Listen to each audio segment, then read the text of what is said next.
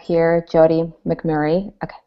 Hi, everyone. It's Erica from The Business Alchemist. I'm so happy to have Jodi McMurray here from the Humanity Collective. As many of you know, I work with individuals that are transitioning from employment to entrepreneurship, that is, working for someone else to working for themselves. And I've been interviewing a number of individuals who have made their own successful transition. And I had an amazing discussion with Jodi McMurray. I think her cat just made an appearance. And I just thought Jodi McMurray is so wonderful and her story is so amazing that I wanted to share her personally with you. So welcome, Jodi. Thank you so much for joining me.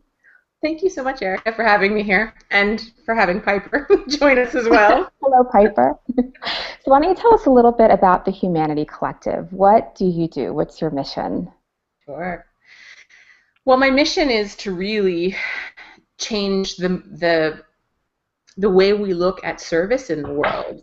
So I'm called to make the world a better place, and I know that there are so many other people on this planet who have that same calling. And my calling led me to become an international development worker. So I did that in my career for a very long time, but became incredibly depleted and burned out. I experienced an emotional and a physical burnout 2 years ago. And that set me on a path of re-examining everything. Who I am, what I believe, what I'm here to do in this world. And really, it's as simple and as complex and as profound as wanting to make the world a better place.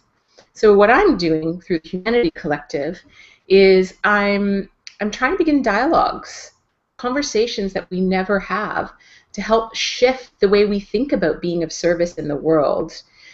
In my experience, and I think most people, come from these unconscious beliefs that in order to do good in the world, you have to sacrifice. Mm-hmm. That it's better to give than to receive. That service means sacrifice. If there's change in the world that is coming from a different place than sacrifice, that must be selfishness. Right. And so what I've been watching in myself and in everybody that I know who I call the change makers, they're wrestling with these fundamental beliefs, and it's showing up in so many different ways.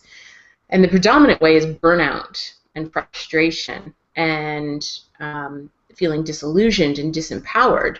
So I'm really here to be of service to change makers, to help shift those beliefs so that we can serve from a very different place, that we can serve from a place of abundance and overflow in our life, rather than serving from a place of total depletion and running on your reserves. Yeah. So I offer coaching services.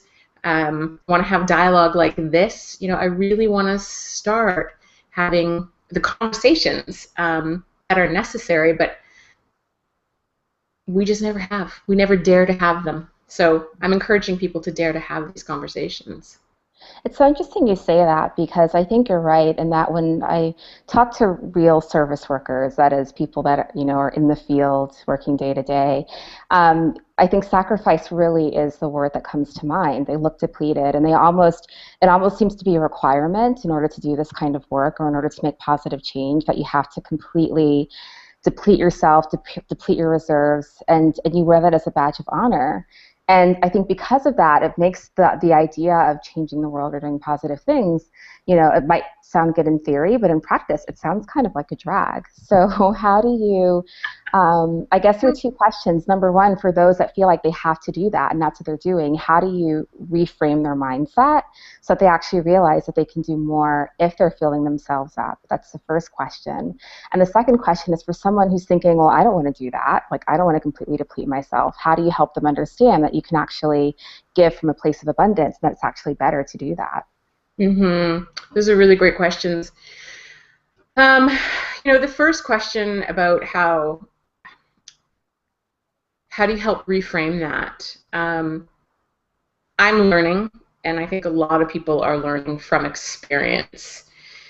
I think this is where the dialogues really are starting to shift things, because we haven't had these conversations, and we are just operating on these blind models that have been passed down to us.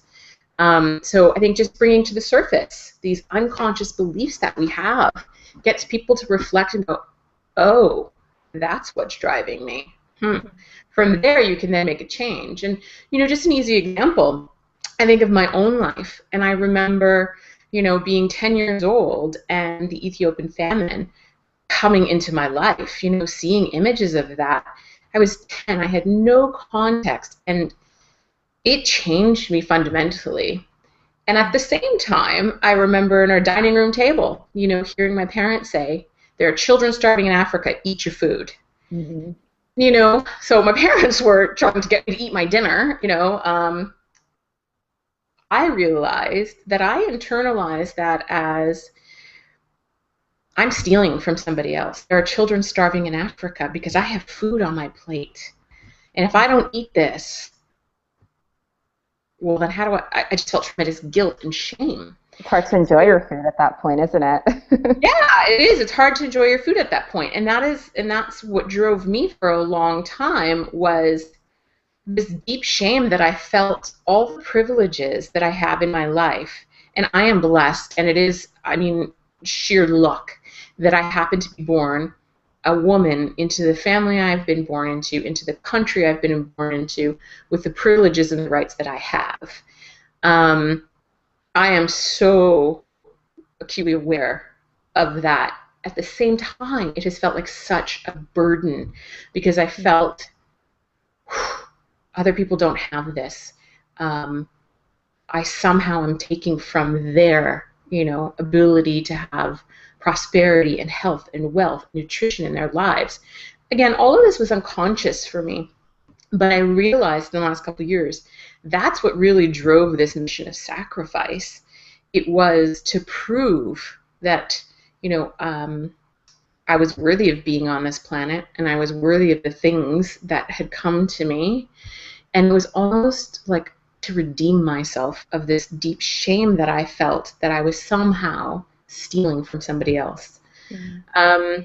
So I think just bringing those kinds of limiting beliefs to the surface, acknowledging them, kind of diminishes their power and their hold on us. Mm-hmm. And then people can start to shift their perspective and see things in a new way. And seeing that mentality really is like trying to drive your car on empty. Mm-hmm. You fill the tank, you go to the gas station, you fill your tank, you're going to get farther and faster with gas.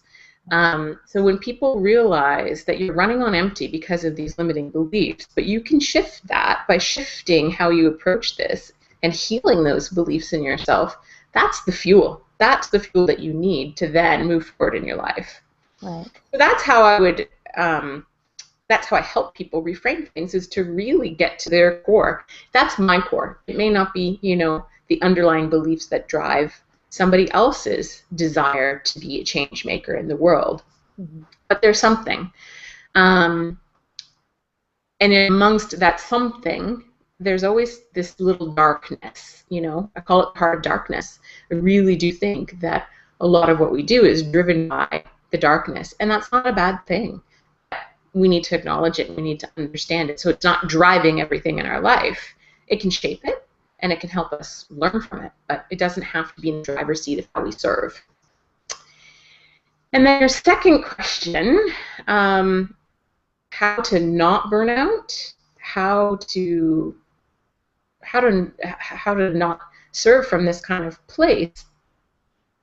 I think really the sooner you can know yourself, own who you are, own your power, and adopt that model of worthiness, and knowing that you have to fill yourself up to serve from the overflow, that is how you get there without burning out.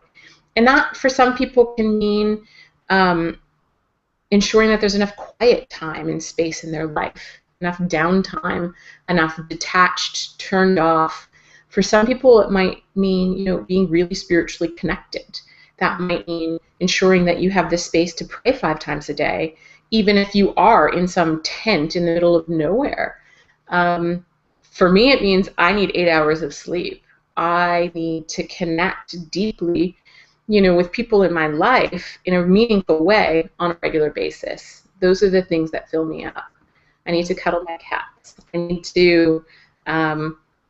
I need a lot of space to just process and integrate and create and write and paint, and those are the things that are nourishing to my soul. So then from that place, I have an overflow that I can share with the world. So really, it's getting to know yourself and giving yourself permission to give yourself what you need. Yeah, and it's funny because when you think about it, usually it's quite simple what you need. I can definitely relate to needing my quiet time and my alone time, and sometimes just being able to separate from a situation, even if it's for an hour, I think can really help keep the reserves up to go back into a challenging situation. And I'm certainly not one that's been in the Peace Corps or have been on the front lines, but I've interacted with quite a few. There's one who I'm thinking of in particular. Her name is Stephanie Case, who I met when I was doing some work in Liberia, and she's been on the field quite a bit. And for her, it's running. Running seems to be very meditative for her. And so she'll post pictures of she was just in Sudan and really, really gripping pictures, and then she'll write. She has a blog of how running really helps her, I think, just feel connected and centered. And it's what I think allows her to maintain her stamina to keep going. And it's taken me a long time to give myself permission to do those very simple things, because they are simple. But again, there's this underlying belief, and it's so hard to detach from it when you are on the front line. So again, for some people that might be, you're a nurse and you're watching your patients near the end of their life. How do you step away from those moments? How do you go home and give yourself what you need and not be present to that?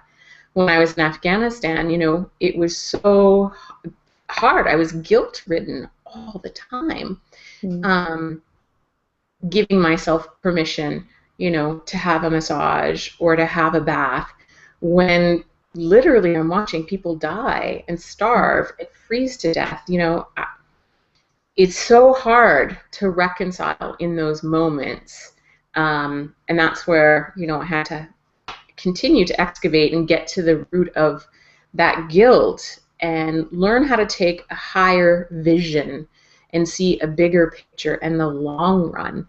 Because in those moments, you get tunnel vision, and you can't see how stepping away and nurturing yourself is going to add to somebody else's well-being. But it will. Because if you don't, the alternative is that you end up absolutely depleted and you have nothing left to give. So that's what I talk about. I help change makers learn how to leverage their lives. We come from very privileged positions. I'm speaking in particular to development work, but I think that's true anywhere on this planet. If you are a change maker and you are in a position to influence, your community, the world at large, you are coming from a position of power. So how do you leverage that rather than become burdened by the responsibility of that? So those are the things that we've got to untangle around this model of service that we have all been raised in. And there's so much evidence, Mother Teresa, one of my heroes, yet she is revered for her sacrifice, Same thing with Gandhi. So we don't have a lot of models yet of people who are changing the world from places of overflow. We have Oprah, who is doing tremendous work in the world, with her school for girls in South Africa. And yet often the association for most with Oprah is kind of disdain, because it's coming from such a place of wealth and power. Therefore, it must be selfish. But it's actually not. It's actually not. So that's what I mean. We have some fundamental beliefs in our society, and there's a lot of evidence to the model of sacrifice is service. What it hasn't shown us is how that is also harming people. And I wish, those great heroes, change makers of our time, were still present with us. And I would love to have those conversations, to understand. And it's hard to imagine, but is it possible that they could have done even more had they not sacrificed so much, had they served from a place of overflow? What would the world have been like then? And I So think it's funny because, you're right. When you think of somebody who is a change maker, you do think the big names like Gandhi or Mother Teresa or an Oprah. So how do you talk to those that feel small, rather small, even if they're Western in the developed world, they might feel they don't have yeah. resources or power or influence. How do you encourage that type of individual to understand that they too can change the world and don't have to sacrifice or become a billionaire to do so? Yeah. I love that question because that's, in my heart of hearts, what I feel I'm here to do is to help change makers remember who they are. Mm-hmm. I think most of us feel really disempowered and really small when we look at the enormity of the challenges in our world. And yet, what I've learned about myself, and I'm owning, and I'm trying to encourage people to own, is that call to make the world a better place. That's unique. Not everybody has that. Mm-hmm. I thought they did, but I'm learning they don't. And so that's special, and that's our gift. And there are ways to be a change maker in this world that have nothing to do with your vocation. I don't believe that being a change maker is about your job or how you earn money. It is who you are. The way that, as a mom, like the way that you are raising your children, the way that you speak to the lady at the checkout counter in the grocery store. Are you coming from a place of kindness? Do you know that you have the power to make her smile and make her day, to say thank you? As my cat pops up here, you have, and I know lots of people who are changing the world by making the world a safer place, for animals, rescuing animals. I used to coach this little girl. She was 9 years old. And she was amazing. What she did over the period of a year, she had this huge dream that she wanted to save endangered species. She's 9. What can a 9-year-old do? Right. And what we did together was helped her understand who her community is. How far can she reach in her community? So her community started with her family, and then her church, and then her school. And then there was a bigger community, and she felt she could reach as far as her school. Mm. So understanding that there is this sphere of influence that she could shape. Okay, so what do you do with that dream? Ultimately, what she ended up doing with that dream is starting an endangered species book club at her school. It took no money. It's free. And it is now opening the eyes of her peers, these children who are change makers in and of themselves, to the problems. So they read books about pandas, they learn about pandas, and then they say, what can we do? And part of that, what can we do, is, maybe loving the planet enough is what I'm going to do. And I'm going to talk to everybody I know about the importance of pandas in this world. So, she said to me, thank you for teaching me that even though I'm small, I can still change the world. I love that. I know, and that's really what it's about. It's, where is your sphere of influence? Where do you naturally feel alive? And how can you start shaping that? It really goes to being the change. I got it wrong for a long time. Being the change for me was doing the change. Mm-hmm. If I wanted to end poverty, well, I needed to be out there ending poverty. And I finally understood that being the change really starts with me. If I want peace in the world, I need to create peace in myself. If I want kindness in the world, and let me tell you, this past week, the stuff that's happening in the world is breaking my heart. And so I have to sit with that and say, I want kindness in the world. So how can I be kind? Where am I not being kind? The answer is quite often to myself. So how do I embody that? How do I live that? So that's how I think the world changes. It's just this little ripple effect of starting from where you are, and it's not about money, and it's not about, massive influence. It's really starting with yourself and saying, who do I want to be in this world? What do I want this world to be? Start there. That's being a change maker. What's so great about that is two things. Number one is you said, what's your sphere of influence? Where you're right. I mean, as a person, you do have an influence somewhere, right? And it starts with yourself. You absolutely have an influence over yourself. And then if you're part of a community, it could be your neighborhood, your family. Like, there are always people in which you can influence.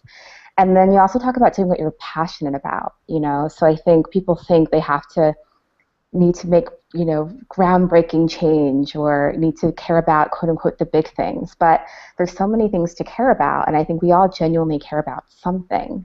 And if we just start there and start within our sphere, that I feel more powerful just in thinking of it that way, One of the interesting things that you said is we all have something we care about, and what I'm discovering is the thing that we care about comes so easily to us. It's like as natural as breathing. And it's so easy for us, we dismiss it. Because another belief that we have is that it's got to be hard. Anything that's worthwhile is hard, right? So it's not hard. So we diminish it and we dismiss it. But actually, that's our gift. That's the direction we should be focusing on. That's where we need to go. It doesn't have to be hard.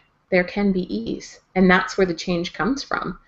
So again, I encourage people to really look at, where's there ease in your life? Focus on that, because I bet that's where your passion is, and that's where your sphere of influence, and that's where your change is going to come from. Right. I love that. And I think, just kind of bringing it back, because as you know, I'm really interested in individuals where they are the change. They have decided they want to create a life and business around their passions, and that very much was you. So with what you're doing, I mean, you are affecting change in the sense that you're planting seeds in individuals and saying they're change makers. How is that playing out in your life? Are you able to operate from a place of abundance? Are you able to experience, you have this theory that you don't have to sacrifice, you don't have to be a billionaire. Maybe you are a billionaire, I don't know. But Not yet. One day. But okay. Is it playing out in your own life? It's starting to. I actually have this book of evidence that I'm collecting. Okay. And to be honest, it has uprooted. It is excavating everything in my life. Yeah, I mean, I'm coming front and center with my own limiting beliefs, the ones that I just talked about. I wrestle with it every day.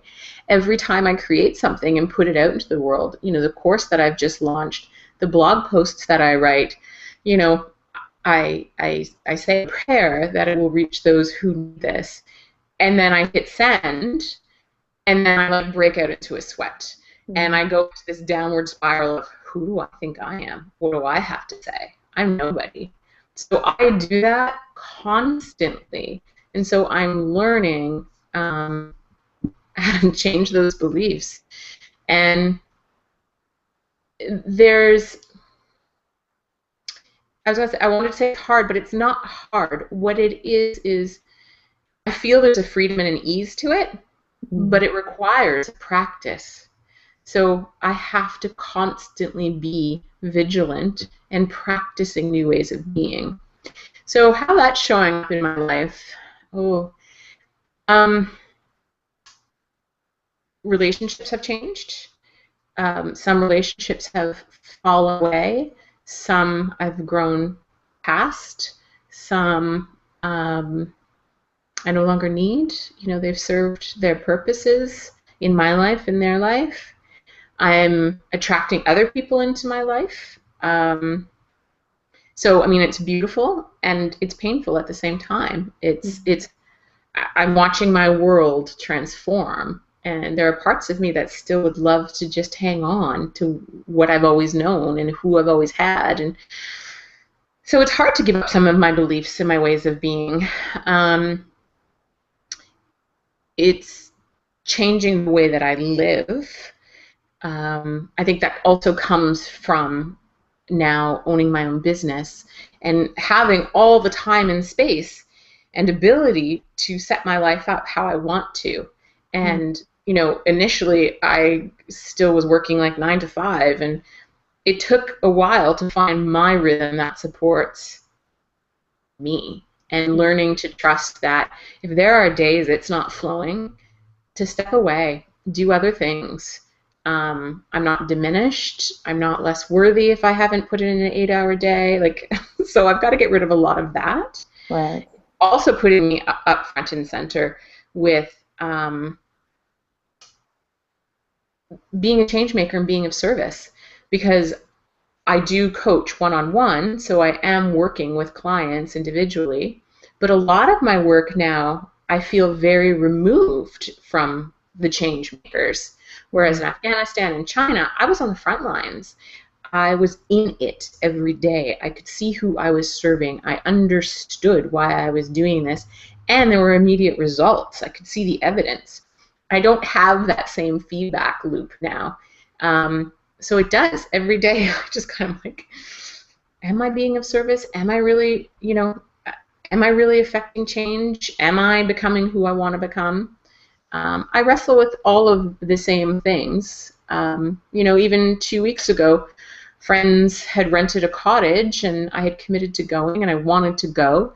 And then it came to leave, and there was a part of me that was almost canceled, because I had so much to do. I had so much work to do, and I had to make a conscious decision. And this is what I talk about practice. I had to start practicing what I know is true. Mm-hmm. So I went away, and I came home, and I was able to create from a place of overflow versus being in my reserves. Yeah. But it's practice. So it's changing my life in those ways, and I do. I have a little book of evidence. So anytime that I can make the link between I did this a couple weeks ago, and now here's the fruits of my labor, I'm tracking those things because I like evidence. I like knowledge. I like proof. And I'm sure a year from now, I'm going to have a ton of it. So I do. I feel really uncomfortable a lot of the time because I don't have the evidence. And I was highly successful in my previous career. I had tons of evidence that how I was showing up in the world was working, but it was no longer serving me. So, I'm trying to rebalance that. But it's changing everything. It's changing how I'm showing up every day, how I'm structuring my days, who I'm bringing into my life, how I'm engaging. Yeah. And you brought up a really good point, and that a year from now, I feel like whenever one forges a different path, the way things look when you start are never how they could look a year from now, 5 years from now, 10 years from now. And so it really is about believing that, whatever it is, that whatever that seed is or that nugget is, you can actually grow it into something amazing, amazingly beautiful. For me, when I decided I wanted to quit my job compared to now, my life looks completely different. And I had no idea that my life was going to be like this. And it's been amazing. How is it different for you? Sorry? How is it different for you now? How has it shifted for you? Well, I think, for me at first it was about removing the things that were making me feel uncomfortable. So I was working in a corporate job, and, I was comfortable. I was getting the money, every month, and I was able to pay my bills, but there was something I just felt like I should be doing more. And I felt trapped. I felt like I wanted to be living my life in a certain way. I wanted to be traveling. So for me, it was about removing the things that were making me feel blocked, not necessarily creating something that was going to make my life amazing. And then once I was able to remove those blocks, I was able to discover, okay, well, this is what you actually want, And for me, I want to be working with people. I want to be, promoting change in their life if they want to leave their job and create something. I want to be living in the Mediterranean, which I now am. Like, there are things that, 2 years from now, I had no idea this is what it was going to be. And so I think for you, I'm glad that you're keeping the evidence, because you get to see, okay, like I had this theory, I had this thought, and it's actually coming to fruition. And thankfully you're doing it, because now you're affecting so many people that you're taking them along on your journey. And in 5 years, they're going to be thanking you for having taken that risk of creating what you've created, So people want to connect with you. How do they do that? Right now, you can connect with me through thehumanitycollective.com. Okay. You can also follow me on social media. I'm on Facebook, I'm on Instagram, I'm on Pinterest. I do have a newsletter, and I do have frequent blog posts, so you could sign up at the Humanity Collective to stay up to date. I have lots of things that I'm going to be rolling out come fall and early in the new year. And yeah, so at the moment, that's how people can connect. And if they want to do one-on-one work with me, I do have a variety of options available for people. And to be quite honest, I won't be doing that in 2015. So if people want to get into some one-on-one work, now's the time to do it. I think that's really important for anyone out there where you want to make change in the world. If there's anything that you care about, just remember what Jodi said. It's about your sphere of influence and what do you naturally care about, what comes easy to you. And having had a couple of conversations with you by now, I just know that if anyone wants to do that, I hope they will connect with you because just as you're creating magic and creating wonderful things, who knows what other change makers will create. So. Well, and that's the fuel. That's what keeps me going, is I just get so excited to see what people are longing to bring into this world. And I just know there are going to be powerful shifts when they do. And they will. Yeah. It's possible for everyone. So it's possible for everyone. Yeah. Absolutely. Thank you so much, Jodi, for your time. I will make sure I include links to all of your social media and your websites under this video. And yeah, we'll keep dialoguing. We have a lot more to discuss. We do. Thank you so much for beginning the conversation. You're welcome. Take care, Jodi. Take care. Bye. Bye.